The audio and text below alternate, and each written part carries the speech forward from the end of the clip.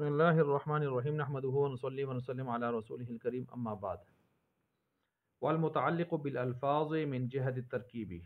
اچھا بھائی، مغالطہ اور وسوسہ پائے جانے کے بوجہ مشابہت جو تقسیمات بیان ہوئی تھیں پچھلے سبق میں، ان میں ایک تقسیم کی قسم یہ تھی کہ مشابہت صرف الفاظ کی وجہ سے ہوگی، اس کی تفصیلات گزر چکی ہیں۔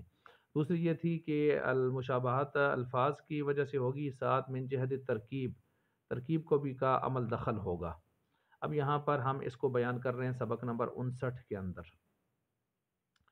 اب یہاں پر یاد رکھیں، یہ جو مشابہت متعلق بالالفاظ من جہت ترکیب کے اعتبار سے ہوگی، تو اس اشتباہ کا جو تعلق الفاظ سے ترکیبی اعتبار سے ہوگا، اس کی 3 صورتیں یہاں پر بیان کی گئی ہیں۔ ٹھیک ہے، 3 صورتیں یہاں پر بیان کی گئی ہیں، بلکہ اس کی 4 صورتیں بنتی ہیں، 3 صورتیں مصنف نے یہاں پر بیان فرمائی ہیں۔ مثال کے طور پر پہلی صورت ہے، وہ ہے اختلاف مرجع، کہ ضمیر جو پیچھے مرجع کی طرف لوٹ رہی ہے، مرجع کس کو بنایا جائے، اس کی وجہ سے اشتباہ پیدا ہو گیا۔ دوسرا یہ ہے کہ اشتباہ پیدا ہو جائے گا، اور اس اشتباہ میں اگر بعض کی طرف آپ لوٹائیں گے، مرجع بنائیں گے، تو معنی ٹھیک نکلے گا، اور بعض کی طرف معنی غلط ہو جائے گا، اشتباہ پیدا ہو گیا۔ اور دوسرا ہے افراد مرکب۔ افراد مرکب کا مطلب یہ ہے کہ آپ اس کو حرف عطف کے ساتھ لائیں گے یا حرف عطف کے بغیر لائیں گے۔ حرف عطف کے ساتھ لاتے ہیں تو اس کی ترکیب اور بنے گی، یعنی غلط بھی ہو سکتی ہے، اور بغیر حرف عطف کے لائیں گے تو بعض جملوں کو وہ ٹھیک بھی ہو سکتے ہیں۔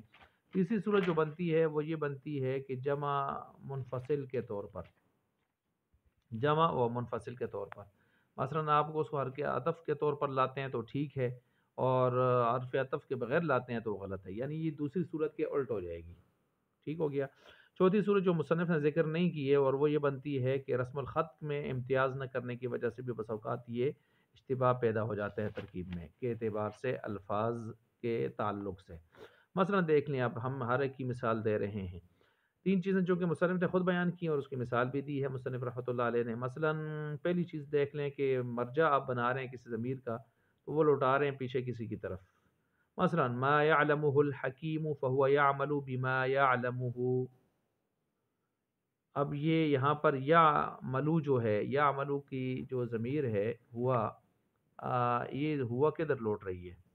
اب یہ فهو يعمل بما يعلمه، اگر آپ اس کو لوٹا رہے ہیں یا عملو کی ہوا ضمیر کو پیچھے ما یعلمہ کی طرف، تو یہ غلط ترکیب بنے گی۔ غلط اس وجہ سے بنے گی کہ یہاں پر علم کو آپ فائل بنا رہے ہیں، اور علم کیسے عمل کرے گا؟ علم تو غیر ذوی القول ہے، عمل کے لیے ذوی القول ہونا، جاندار زیرو ہونا چاہیے اس کو۔ اور اگر آپ یا ملو کی جو ہوا ضمیر ہے اس کو لوٹا رہے ہیں حکیم کی طرف، تو حکیم ایک زندہ جاندار انسان ہے، ٹھیک ہے، تو پھر یہ ترکیب ٹھیک بن سکتی ہے۔ مثال کے طور پر اگر آپ اس کو لوٹاتے ہیں حکیم کی طرف، تو اس کا معنی جو ہے وہ ٹھیک بنتا ہے اس لحاظ سے، ٹھیک ہے۔ مطلب اس کا یہ ہوگا کہ جو کچھ حکیم جانتا ہے، حکیم اس کے اوپر کیا کرتا ہے؟ عمل کرتا ہے، یہ بالکل ٹھیک ہے۔ لیکن اگر آپ یا ملو کی ہوا ضمیر لٹا رہے ما یعلمہ اس کی طرف، تو پھر معنی اس کا بالکل غلط ہو جائے گا کہ جو کچھ حکیم جانتا ہے سو اس کا جاننا عمل کرتا ہے، تو جاننا علم وہ کیسے عمل کرے گا؟ غیر ذوی القول، غیر ذوی ضرور ہے، تو اس سے اشتباہ پیدا ہو جاتا ہے۔ دوسری صورت یہاں پر اشتباہ کی جو تھی وہ افراد مرکب وغیرہ کی تھی۔ وہ یہ تھی کہ 2 چیزیں ہیں، ان میں آپ حرف عطف لائیں گے یا نہیں لائیں گے، ان کو جمع کریں گے یا نہیں کریں گے، یا الگ الگ کریں گے۔ مثال کے طور پر نارنجو حلو حامض، نارنجی جو ہے یہ کھٹی میٹھی چیز ہوتی ہے۔ اب کہتے ہیں نارنجو حلو حامض، تو یہ کھٹی میٹھی ہے، تو یہ ٹھیک ہے بغیر حرف عطف کے، کیونکہ کھٹی کھٹی میٹھی ہوتی ہے۔ جس طرح آپ کہہ سکتے ہیں جو ہے چکوترا کھٹا میٹھا ہے، تو چکوترا چاہے جتنا بھی پکا ہی کیوں نہ ہو، کھٹاس اس میں ہوتی ہے، تو کھٹا میٹھا ہوتا ہے، ٹھیک ہے۔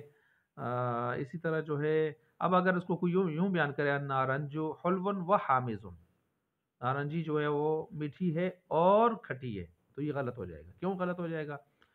وجہ یہ ہے کہ معطوف علیہ اور معطوف میں تغایر ہوتا ہے، ٹھیک ہے، ایک بات۔ دوسرا تعقیب، ترتیب، وصل، اس طرح کی کوئی چیز کا اس میں لحاظ نہیں ہوتا، تو اس میں تو مقابلے میں آ جائیں گی، گویا اس کا مطلب تو یہ بنے گا کہ نارنگی جو ہے، نارنجی یہ کھٹی ہے یا پھر میٹھی ہے، ٹھیک ہے، یہ ایک طرح کا حالانکہ یہ جھوٹ ہو جائے گا، حالانکہ وہ کھٹا میٹھا دونوں ہوتا ہے، تو یہ یہاں حرف عطف، واؤ حرف عطف لانے سے نقصان ہو گیا۔ تو جو چیز جس کے اندر دو وصف لازمی ہوں، دو وصف اکٹھے پائے جاتے ہوں لازمی طور پر، ان کے آپ درمیان حرف عطف نہیں لائیں گے، ٹھیک ہو گیا جی۔ اب تیسری صورت کو جمع و منفصل، اس کو اس کے الٹ کر دیں کہ مثلا ایک صفت، دو الگ صفتیں ہوں، ایک صفت کبھی پائی جاتی ہوں کبھی نہ پائی جاتی ہوں، اور ان میں انفصال ممکن ہو، تو ان میں آپ مثلا آپ یوں کہیں کہ زید طبیب و ماہر، طبیب اور ماہر چونکہ الگ الگ دو صفتیں ہیں تو یہ صحیح ہے، زید ڈاکٹر بھی ہے اور کسی فن کا ماہر بھی ہے، یعنی کسی حد تک ماہر بھی ہے، تو ٹھیک ہے۔ اگر وہ زیادہ ماہر نہ بھی ہو، کسی حد تک ماہر ہے، تو پھر بھی آپ کی بات ٹھیک ہے۔ لیکن اگر آپ یوں کہیں کہ حرف عطف کو ہٹا کر زیدن جو ہے طبیبن ماہرن، تو پھر اس کا واقعی صحیح معنوں میں ماہر ہونا ضروری ہے، ورنہ آپ کی بات غلط ہو جائے گی، ٹھیک ہو گیا۔ تو یہ تیسری صورت ہوگی۔ اب چوتھی صورت کی طرف جائیں جی، جو مصنف نے ذکر نہیں کی، رسم الخط کی وجہ سے بھی اشتباہ پیدا ہو جاتا ہے۔ مثلا الشطرنج اباحنی فتن وهو الشافعی، شطرنج کو جو ہے میرے لیے مباح قرار دیا، گنجائش دی، فتن ایک جوان نے، وهو الشافعی، اور وہ کون ہے؟ وہ شافعی صاحب ہے، ٹھیک ہے۔ اب یہ ایک مثال ہے، یہ نہیں کہ کوئی فقہ کی کوئی بات ہے۔ شطرنج کو میرے لیے مباح قرار دیا، گنجائش دی ایک جوان نے، اور اس کا نام کیا ہے؟ شافعی ہے۔ اب دیکھیں یہ الشطرنج اباحنی، اباح یبیح اباحۃ باب فعال ہے، انہوں نے کہا ہے یا ضمیر مفعول بھی، وہ یا کون سی؟ کراچی والی، تغاری والی، درانتی والی، اور اس کے بعد فتن، وہ اس میں مقصور آپ نے پیچھے پڑھا تھا نا، اس میں موسیٰ، اس میں فتن آپ نے پیچھے اس میں پڑھا ہے، اور اسی طرح جو ہے فتح تھا تو فتن ہو گیا، اس میں مقصور آپ نے پیچھے پڑھا ہے، وہ ہوا شافعی، اور فتن اس کے اوپر دو زبریں آپ پڑھتے ہیں، اور اس کو مبدل منو بنا لیں، اور آگے وہ شافعی سارا مل کر اس کا کیا بن جائے؟ بدل بن جائے، وہ شافعی، مبتدا خبر مل کر اس کا بدل بن جائے۔ اب یہ ٹھیک ترکیب ہے، لیکن اگر اس کو کوئی رسم الختم کو غلط کر دے اور یوں پڑھے الشطرنج ابا حنیفہ وهو الشافعی، یعنی الشطرنج کے بعد ابا ابو حنیفہ کا نام بنا کر لے آئے، اب پڑھنے میں تو ایک طرح ہی نظر آ رہے، ابا حنیفہ تن وهو شافعی، ابا حنیفہ وهو شافعی، بظاہر پڑھنے میں ایک طرح نظر آ رہے، لکھنے میں اگر کوئی اس کو اس طرح ہی لکھ دے تو یہ رسم الخط کا فرق آنے کی وجہ سے مسائل پیدا ہو جائیں گے۔ یہ ظاہر بات ہے، آپ اس کی کیا آپ ترکیب کریں گے؟